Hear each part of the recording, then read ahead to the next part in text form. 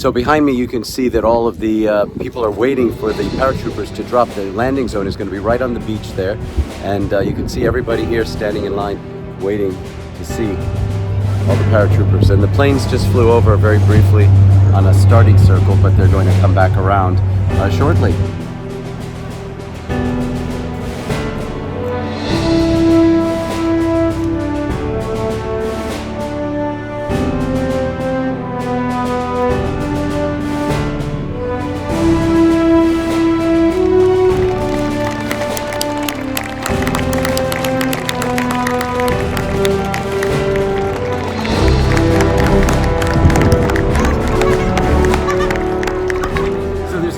Party going on that is with the paratroopers and the soldiers after the paratroopers dropped right here at Mont Saint-Michel. That's absolutely incredible, in tribute to all of the hard work, the difficult work that happened to liberate Normandy, and then to liberate Paris, and ultimately to liberate the world. Yes, and we are there with Jacques Gromelon. He's working with us in Mont Saint-Michel. Yes, and he's from La Manche, and we are spending a lot of time together to try to honor the memory of American soldiers. Partisans, ouvriers et paysans, c'est l'alarme. Soit l'ennemi connaîtra le prix du sang et de larmes. Nous sommes dans l'année 80e anniversaire du débarquement, et se rappeler entre nous, c'est important. Mais il y a deux types de mémoire. Il y a la mémoire auditive qu'on se transmet, mais il y a la mémoire visuelle. Et que serait notre mémoire sans les images et les films? Grâce à votre père. Ah, merci. Grand-père. Grand-père. Merci. Vous nous inculquez justement cette capacité à se mémoriser ce que vous avez fait, vous, pour nous, il y a 80 ans. Et c'est avec une immense joie et un profond honneur de vous offrir, c'est pas une grande médaille, c'est pas une grande médaille, mais il y a quelques petites choses, et ici nous sommes dans un lieu un peu magique. Ouais. Il faut savoir interpréter les signes. Ouais. Il me semble qu'il y a quelques heures, ici même, vous avez eu un message directement de Saint-Michel par l'arrivée d'une plume. Oh mon Dieu, ouais. Blanche. De mon grand-père. De votre grand-père. Ouais. Et ça, ce sont des signaux. Il faut savoir les autres, quelle que soit sa religion, quelle que soit sa croyance. Il faut savoir interpréter lorsque nous avons des signes comme ça. Et j'ai l'honneur de vous remettre une petite médaille avec le rocher, le granit ici, avec les bonnes ondes, et la médaille de Saint-Michel, patron des parachutistes. Merci. Merci, je suis heureux. Si je veux traduire, Thank you, everybody. Carrefour sont bons pour le bien pour Saint-Michel, donc... Merci. Mais tu peux pas savoir lesquelles sœurs. Ah oui, il y en a plein en fait. Donc, Ah mais je coupe tout. Bon bah tant pis, mais t'as pas voulu les couper, tu vois où tu comptes. Ici tu as les présidents.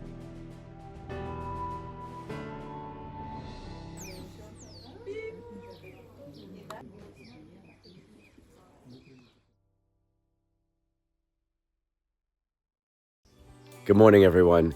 This is another installment of my Journey to D-Day blog. It is now the morning of June 3rd, and we had an incredibly powerful day yesterday at Mont Saint-Michel. And today we're going to go to some other local towns, and there are going to be more screenings.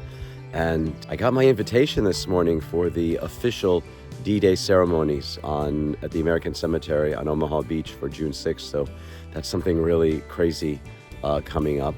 But so for today, it's continuing to promote the documentary film and to meet some really amazing people. We were back on the road and passing a number of displays that had vintage World War II vehicles, tents, and many reenactors. All right, ladies and gentlemen, so it's Katie and Matthew Boyle here with me, and just the energy that is surrounding the 80th anniversary is remarkable, and it's really incredible to be here and be part of it and meet such really amazing people who who served and were connected so intimately to D-Day. They took a ferry boat across just today, and they've got this amazing British Jeep, a medical Jeep. I'll back up so you guys can see it, that they've driven here. And so I just want to ask you guys if you can tell me a little bit about why you're here and what's special about this D-Day. Well, obviously the 80th D-Day, anniversary of D-Day. However, this place, we're in Hermanville-sur-Mer at the moment, which is very important. My regiment, I've got a family link to my county regiment, and my regiment landed on the beach here at Sword Beach. Also, this is a medical jeep from made up for 3rd Infantry Division. The building behind us here, this was the headquarters from D-Day onwards during the Battle of Normandy. This was the headquarters of 3rd Infantry Division. In the field over to our left here was the main dressing station. We were here on the 75th, weren't we? Yeah, 75th. I'd like to come every year, but it's not always possible. So Yeah, of course. But yeah, and again for the 80th, haven't we? So Yeah. Very special. But yeah, especially because you're Royal Norfolk Regiment, weren't Yeah. you? You're because you're Royal Anglian, but it's made up of The Royal Norfolk Regiment and the Suffolk Yeah. Regiment. So first step for today in connection with the D-Day celebrations and for the film, the documentary film, I'm in Bernier-sur-Mer, which is very famous because it was where the Canadian troops landed on the 6th of June on D-Day. This is where the mayor is, and we're going to meet with the mayor, and we have a screening this evening of the film. You can see behind me here the memorials that they have for June 6, 1944, Bernier-sur-Mer, where George Stevens was taking some color films, some really remarkable color films, and he traveled quite often with my grandfather. And you can see the building behind me where they were waving the French flag of liberation once the troops came. And as I step away, you will see behind me it's exactly the same building. Historically, the 2 windows, and the flag was being waved in between. So this is retracing not only my grandfather's legacy and George Stevens' legacy, but history in itself. There was a beautiful display of photographs that had been enlarged of my grandfather, of myself with my grandfather, and other places he had been. And the crowd was quite excited to be there at Bernier-sur-Mer for the presentation we had that night. And we wrapped up the evening in a beautiful way with a gorgeous sunset.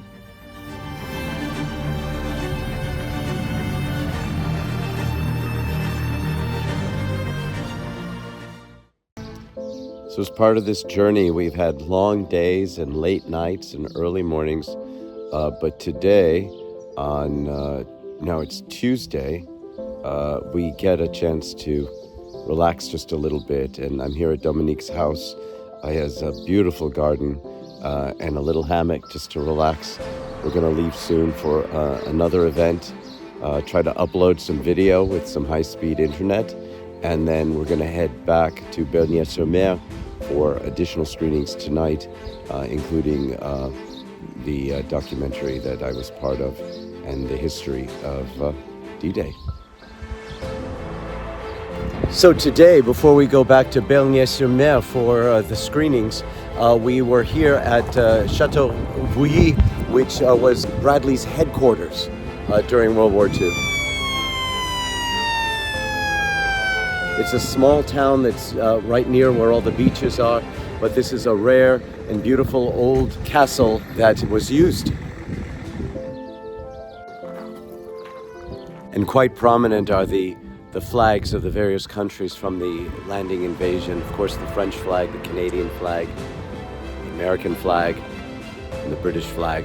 In spite of all the political challenges and differences that we've had in our country through the recent years, this flag most specifically stands for absolute freedom, resistance, liberty, and a way of life that is unlike anywhere else. And being here in Normandy to celebrate D-Day, the day of the landings, the day of the invasion, to free Europe from authoritarianism is it's just so important that we cherish what others have died for and what others have suffered, so that we can live the life that we believe in, that we hope we can have. I also understand that there are going to be quite a large number of reenactors that are going to be in the uniforms and with the original vehicles and jeeps and tanks that recreate in honor of D-Day and in honor of the memory of the soldiers and the battles that took place here. So I'm here with Philippe, one of the reenactors, and he's going to give me a quick ride in a vintage a car, a 1959 Citroën original. It's like going back in time. It's like time travel. Many noise in this car. It's no more for the end.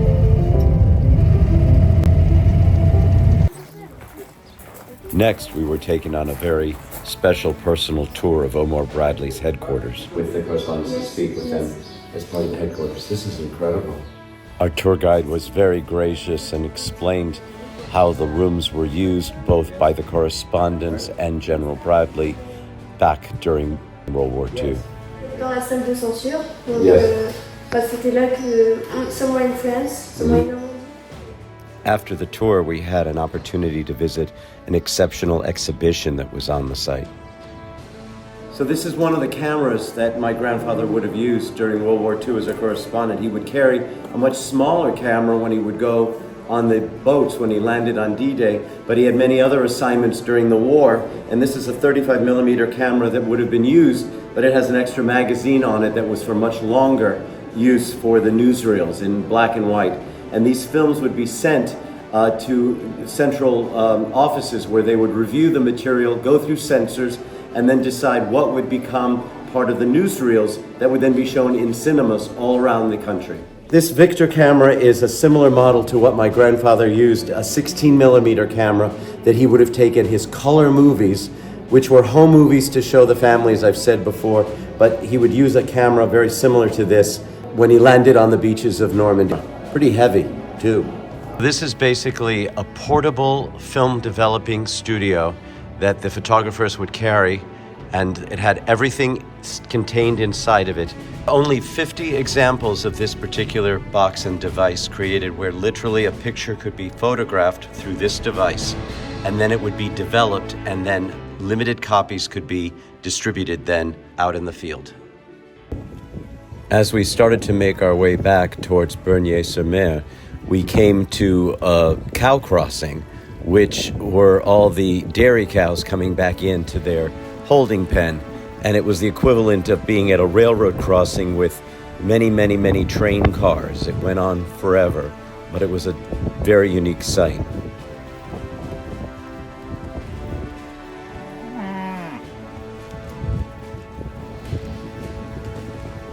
When we got to Bernier-sur-Mer, we met a woman who was 98 years old, 14, during the D-Day landing. And then we had final conversations, another screening, and interviews. Vance is the name of the town, actually. And that was the end of another remarkable night. This is sort of a moment to reflect on the days that have passed. This is one of the most remarkable journeys I think I've ever been on in my life. The history here is overwhelming. The people that have experienced such violence and such horror is remarkable how they have survived, and the powerful support that has come, troops to help liberate Europe, and how vitally important it all was. And I've reflected with friends that it's such a hot topic right now, obviously, in the world all over, the way we are going through such changes. These people here in Normandy, as in so many other places, they were being bombed and killed, but not because they were civilians. They lived here and their town was overtaken by soldiers, by armies. And then another army came in to help save them and protect them, but at the same time, the bombing and the killing was taking all of these people with them. And you see these beautiful, peaceful fields and villages and these beautiful little churches and these houses, and you just can't imagine how everything was overtaken. And you think obviously of Gaza, you think of the world situation now, and where are we as human beings? where are we? This area of Normandy is absolutely spectacular. As you walk, you can see Mont Saint-Michel in the distance, and just these beautiful fields and farmhouses, and yet it's very modern in many ways on the inside, but such history on the outside. And it's a beautiful, beautiful sunny day. So sometimes we have to stop and appreciate every moment that we have. I am so grateful to be alive right now. I have to say there is something phenomenal and spiritual and calming about being able to walk by yourself on a massively free, open beach, not a person in sight. Just the wind, the breeze, the blowing grass, and the cliffs and the clouds. I mean, I just have to record this for myself and to remember this moment forever. There's a really incredible museum here in the town of Mortagne, which was really the center for all sorts of major activity during World War II as the troops moved from D-Day deeper and deeper into Normandy, the battle for Normandy and then towards Paris. And this museum has really a remarkable collection of recreations of scenes, but with original equipment from World War II that really brings home the horror, the violence, the terror that everyday citizens caught in the middle between these two tremendously opposing forces had to deal with. On August 3rd, 1944, the 1st Infantry liberated the town of Mortagne, mostly without any difficulty. However, this was the calm before the storm. 2 nights later, on the evening of August 5th, the German Luftwaffe bombed Mortagne. Hitler chose his best armored divisions to conduct this attack. And for almost 6 days, about 800 men of the 30th Infantry Division of Old Hickory were surrounded on this very hill by the elite German armored units. And despite the hopeless situation, the soldiers of the Lost Battalion held the heights of Mortagne to the very end, which was referred to as 6 days in hell. So we were just talking that from this perspective, it's just a beautiful scene, but actually there is such incredible history of such violence during the war from this particular spot in Mortagne. Yes, first the Germans were there because we are on the top to see Brittany and Normandy. We can see sometimes Mont Saint-Michel from there, so very far. And the Germans were there, but the Americans took the place, and they were perhaps 1 week there, and it was very hard. A lot of them died because of the SS units with tanks, the same units that were in Oradour-sur-Glane. So imagine the German soldiers had this perspective and this viewpoint to control the area, and then after D-Day and as the troops moved in, that the Americans then took over these particular areas. So the folks are arriving for a special screening this evening in the town of Mortagne. It's as part of a special series about World War II and, of course, the 80th D-Day celebrations that are going on all across the country.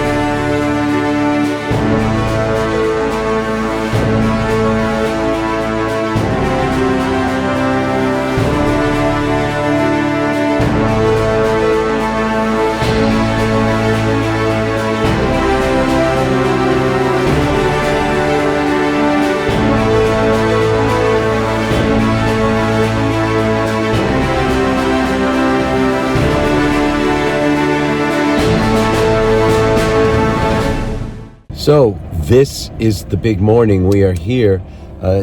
Dominique and I, we slept in the van all night for just a couple of hours, and we're now going to move into the parking lot where we're going to take special buses to go to the American Cemetery, Omaha Beach.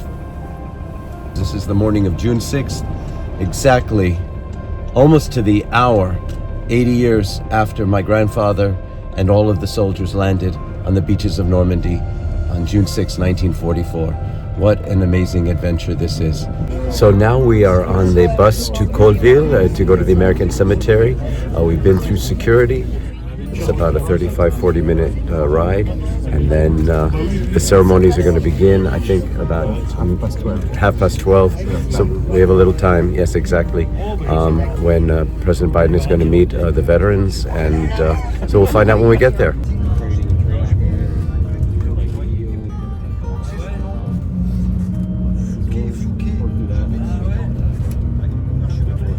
There was a noticeable police presence as most of the local roads were closed down for the ceremonies.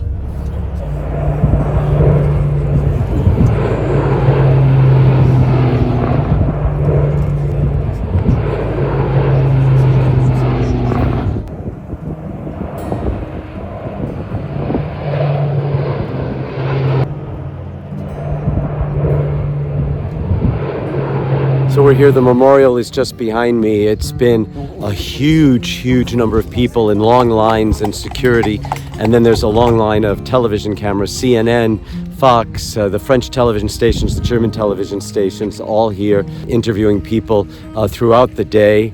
And we're here in the American Cemetery, as you can see. There are several parts to it. And the ceremonies are going to begin in a little while. Helicopters have been landing. C-47 planes have been flying overhead, and C-130. There was a battleship out in the water as we came in. There are helicopter landing pads that have been temporarily placed on the grass. So there's a lot going on non-stop today, and thousands and thousands of people here. I was surprised at how many people. Veterans that are here for a special occasion themselves. They get to go on stage with President Biden and the President of France, Macron, and also there are people who are coming to visit their relatives who are here in the cemetery, and it's quite emotional for everyone. And again, it's still continuing a part of history. And how many soldiers arrived here on the morning of June 6, 1944 with my grandfather and with the other reporters and so forth. And my grandfather was very lucky that he lived and he continued on, but behind me, these men came and arrived this morning 80 years ago, and clearly they never left. The famous memorial is right behind me here on Utah Beach by the American Cemetery, and the people are joining. It's still quite a wait to go, but this is the 80th D-Day celebration ceremony memorial where history is being remembered. The ceremony itself got off to a beautiful start with all of the veterans making their way onto the stage, each one by one being escorted. Oh, I know him. Oh.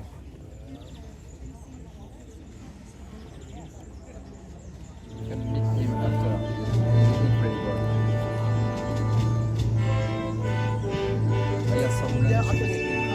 good. And then the President, Joe Biden, and the President of France, Macron, arrived.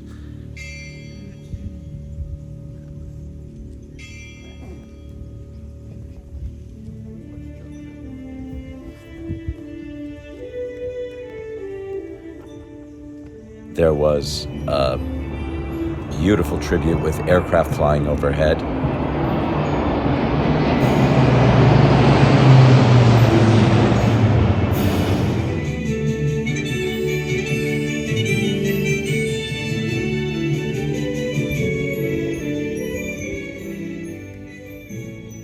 And then Macron awarded the Legion of Honor to 11 of the U.S. veterans, and were then met by President Joe Biden as well.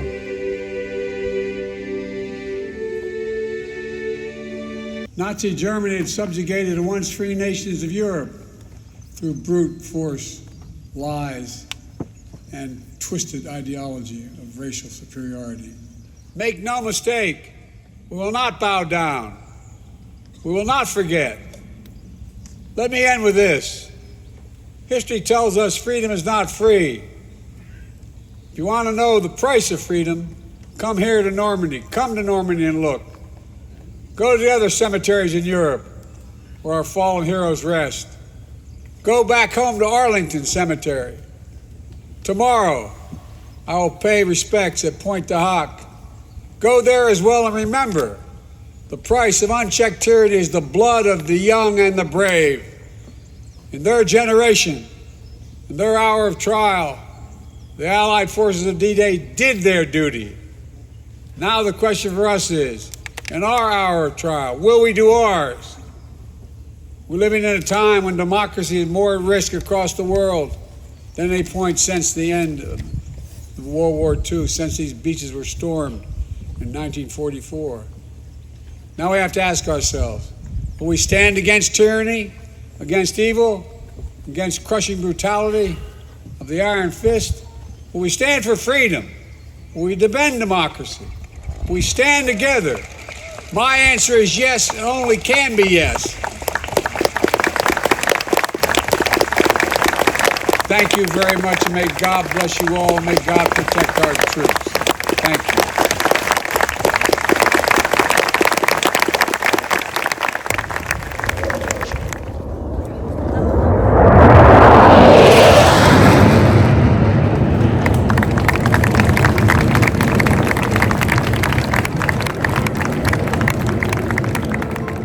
Really powerful, amazing ceremony, and all the VIPs and the guests are gathering while the masses are also heading towards the buses, because we still need to head back and get our car at some point.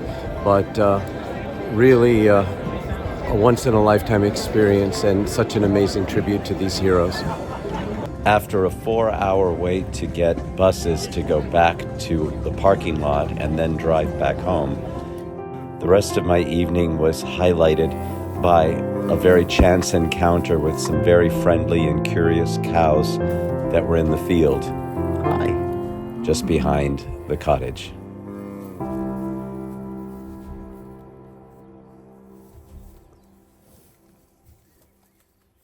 Looking back on this journey, I found more than remembrance. I found resolve. The sacrifices that were made 81 years ago now weren't just military. These were human, and ordinary people were doing extraordinary things and surviving extraordinary things. And today I believe that we carry that legacy, not just in memory, but in how we live, in how we care for others, and how we rise to our own unscripted moments. If you enjoyed this episode or felt inspired or moved by any part of it, I hope you'll consider subscribing below to stay connected for future journeys and updates. And if you'd like to be one of our inaugural producers, please consider making a small contribution via our Buy Me a Coffee link. Thank you for listening, for sharing, and for being part of this journey. Until next time, I'm Robert Neal Marshall, and this is Gate 24, Life Now Boarding, Unscripted Journeys.